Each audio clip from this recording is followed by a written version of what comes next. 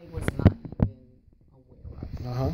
You know, I was very focused on, you know, advancing my career as a realtor, and so, you know, doing anything vocally just wasn't my thing. I mean, I did previously sing, I was vocally trained to sing, and I didn't even do anything with that. So, you know, it was my husband who encouraged me to get on the air, to pick up a mic and say a few things, and from there, I got, you know, really warm reception. Okay. People liked it. They liked my voice, and people came up to me and said, you know what, your voice is very soothing, and, you know, you really, you touch me when you speak. Mm-hmm.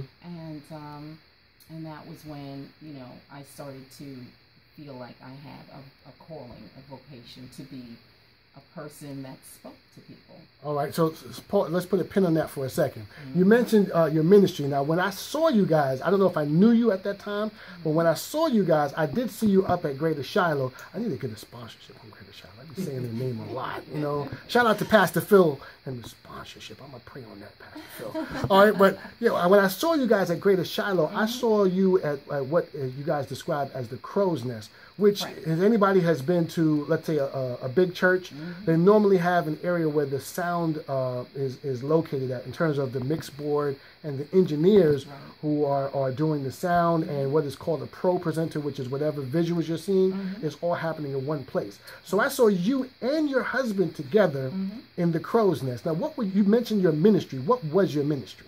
Well, at that time, our ministry was working with multimedia. Multimedia involved everything from audio to video to presentations on the Pro Presenter using the industry standard, and as well as you know, just making sure that everything had sound, had what it needed to support it. And every ministry at some point or another needs audio or visual assistance. So pretty much, you know, we were doing a whole lot of work.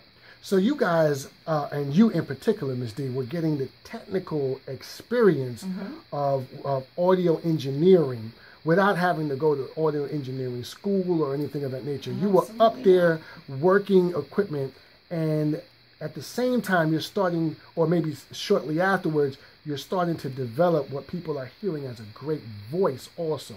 So I think that what I'm trying to allude to is possibly some type of destiny. You know, I'm not as smooth or elegant with like this as DJ Rome is, but you know, I'm trying to allude that there could be some possible type of destiny, because you're already getting the technical aspect of running a board or running sound and doing video, and now you're utilizing some of that. Well, you know, I was very resistant to that. I'm not gonna lie to you. Why? I did not like it, did not want it, rejected it. Why? Because I felt like it was bringing me into something that wasn't comfortable. You know how we like to do stuff that's comfortable. Right. So when did you get comfortable with your voice and presenting? I got, well, I've always been comfortable with that. You know, I mean, even from high school, elementary school, I mean, I used to get the remarks, you know, the remarks that African Americans get. Which are what? Oh, you're so well spoken.